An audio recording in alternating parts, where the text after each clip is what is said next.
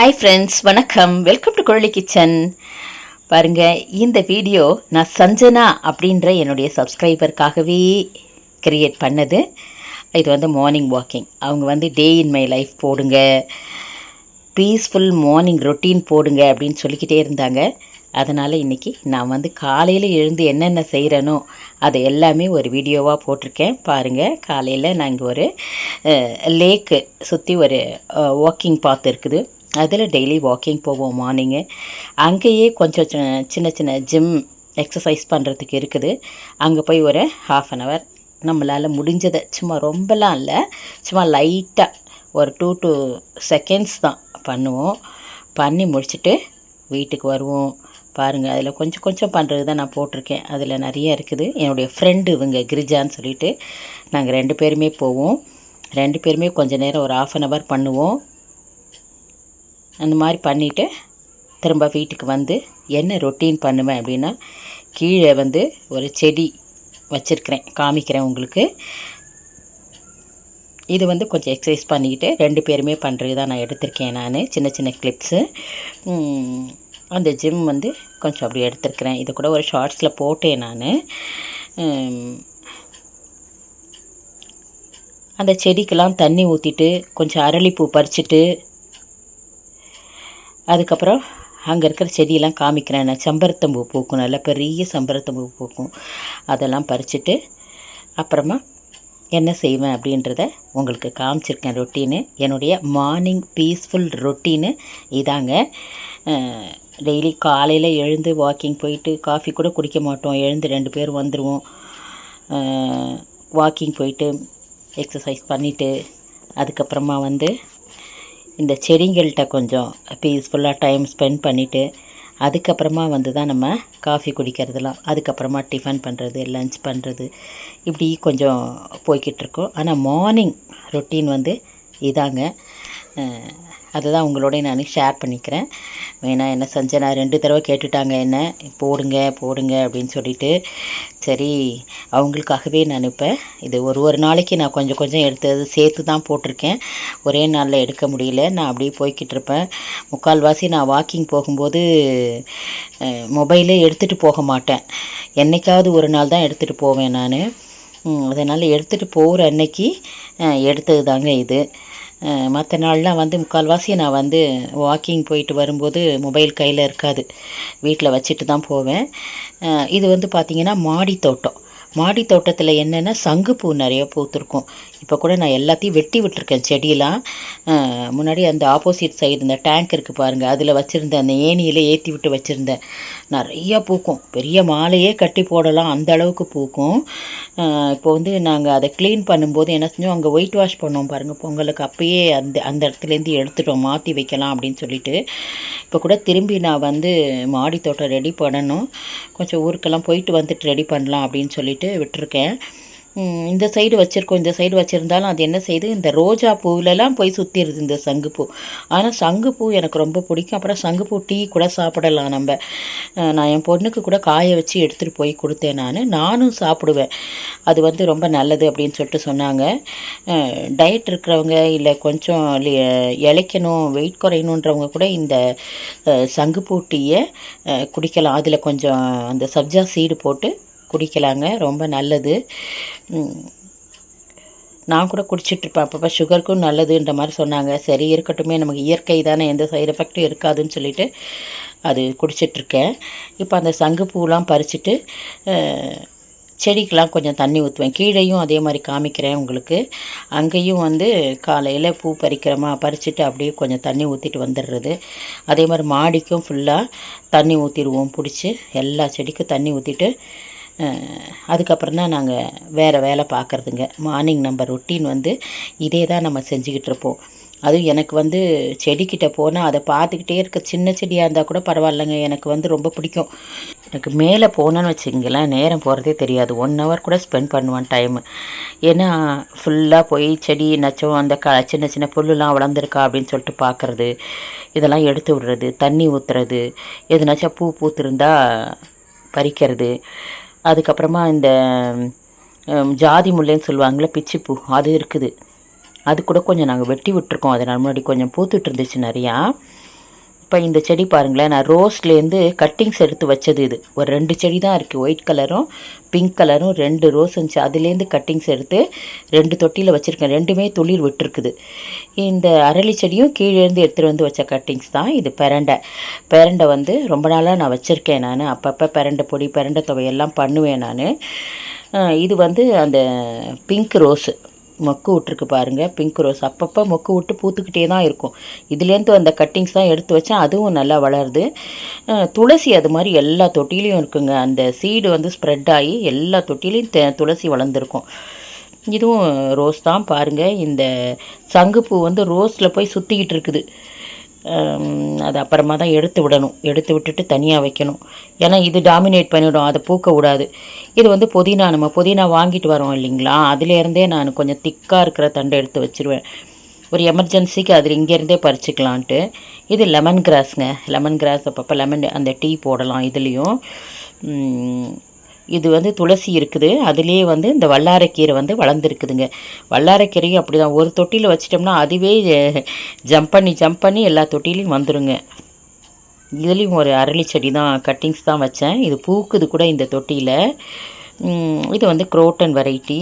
இந்த table rose சொல்லுவோம் இல்லையா, அது பிங்க் கலர், அது அந்த ரோஸுங்க. அது கீழே வச்சுருந்தேன், அதுக்கப்புறமா நான் மேலே எடுத்துகிட்டு வந்துட்டேன். அதையும் சரி ஒரு மேலேயே இருக்கட்டும்னு. ஆலுவேராங்க. அப்புறம் இந்த அமிர்தவள்ளின்னு சொல்லிட்டு அது இந்த தொட்டியில் இருக்குது. இது வந்து மணி பிளான்ட்டுங்க. இது வந்து மணத்தக்காளி வந்து அதுவும் நிறைய தொட்டியில் இருந்துச்சு முன்னாடி. இப்போ இந்த ஒரு தொட்டியில் வளர்ந்துருக்கு. அதுவே விதை விழுந்து வளர்ந்துருக்கு. அது நம்ம விதை போட்டு வளர்க்கல, அதுவே வந்திருக்கு. இந்த கற்பூரவள்ளி கீழே வச்சுருக்கிறேன், மேலே எடுத்துகிட்டு வந்து வச்சேன், அது இன்னும் சரியாக வரலை. இதுலேயும் மணி பிளான்ட்டு தான் வச்சுருக்கிறேன் நான். கீழே இந்த குரோட்டன் பாருங்களேன், இன்னொரு தொட்டி காமிச்சினேன், அதுவும் இதே தான். அழகாக குஞ்சம் மாதிரி வந்து தொங்கும். இந்த ஹேங்கிங் பாட்டில் கீழே வச்சுருக்கேன், அதுலேயும் வந்து தொங்கும். அதே தான் இந்த வெரைட்டியும் அதே தான்.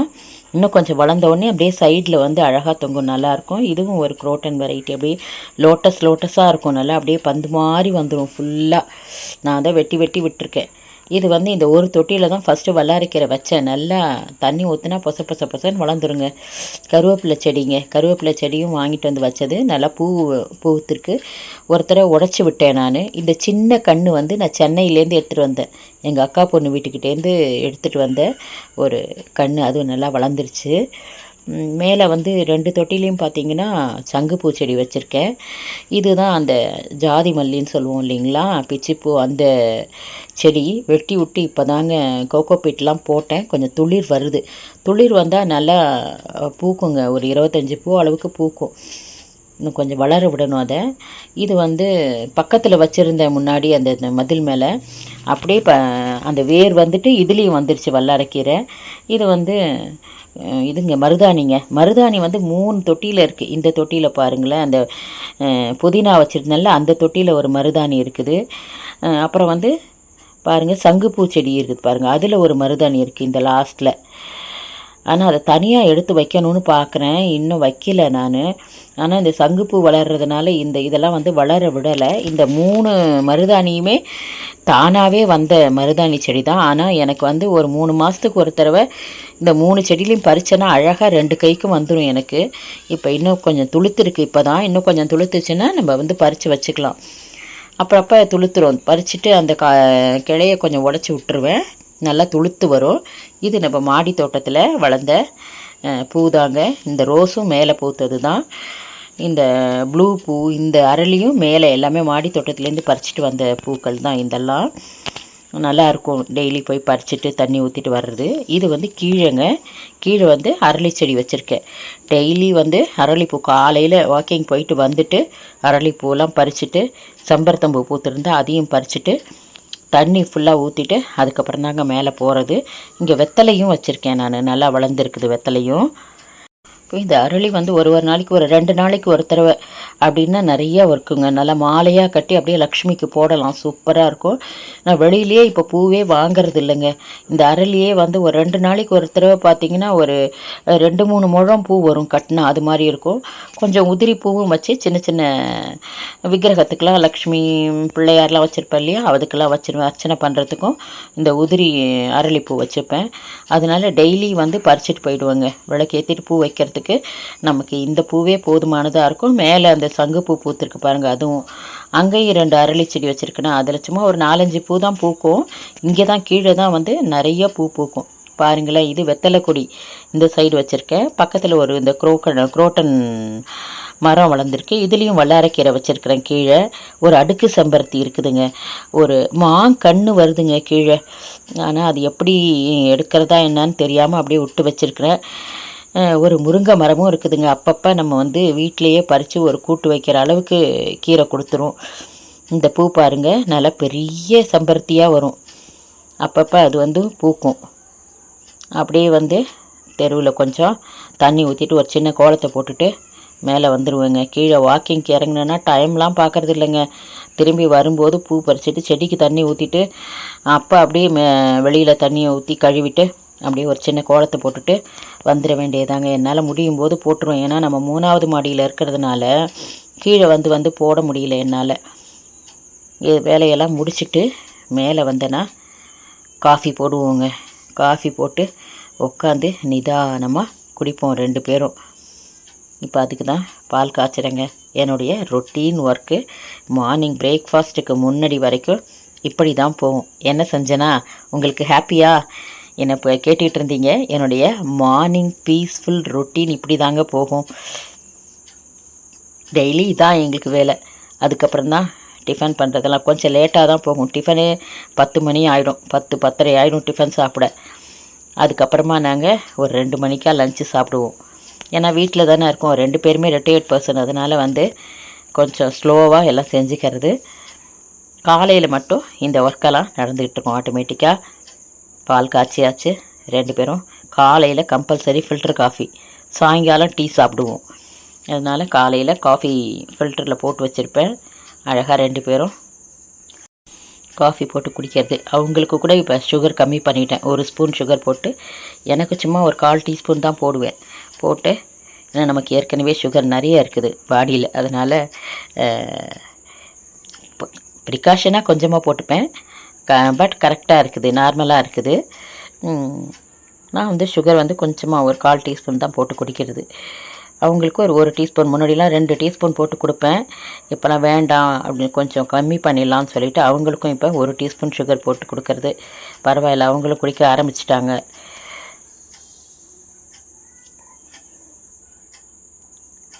இப்படி தாங்க எங்களுடைய மார்னிங் ரொட்டீன் போகுது.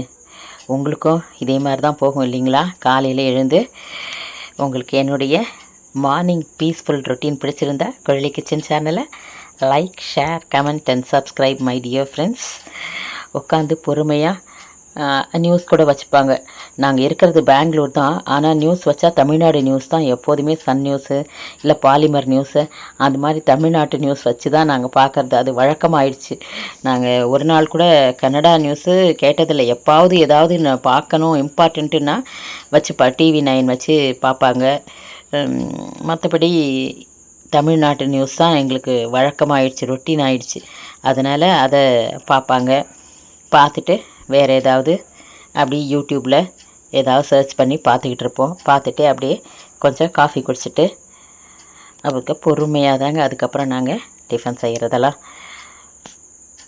உங்களுடைய மார்னிங் ரொட்டீன் எப்படி இருக்குது அப்படின்னு சொல்லிட்டு என்னோட ஷேர் பண்ணிக்கோங்க. நீங்களும் இப்படி தான் இருப்பீங்களா, இல்லை என்ன செய்வீங்க அப்படின்றது. ஆனால் வந்து வேலைக்கு போகும்போது அது வேறு மாதிரி இருக்குங்க. இந்த டயத்துக்கெல்லாம் நாங்கள் வந்து பிரேக்ஃபாஸ்ட்டு முடித்து லஞ்சு முடித்து 2 பேருக்கும் பேக் பண்ணி 8 o'clockலாம் வந்து வீட்டை விட்டு கிளம்பிடணும். நாங்கள் அப்போல்லாம் வாக்கிங் கிடையாது. இப்போ நாங்கள் பீஸ்ஃபுல்லாக இருக்கிறதுனால வாக்கிங் போகிறோம். அப்போல்லாம் வாக்கிங் போக முடியாதுங்க. காலையில் எழுந்துடுங்க, கடை நாங்கள் குளிச்சுட்டு அவங்க குளிச்சுட்டு டிஃபன் ரெடி பண்ணிவிட்டு லஞ்ச் ரெடி பண்ணிவிட்டு எல்லாம் பேக் பண்ணிவிட்டு போகிறதுக்கு தான் சரியாக இருக்கும். இப்போ பீஸ்ஃபுல்லான மார்னிங் தான்.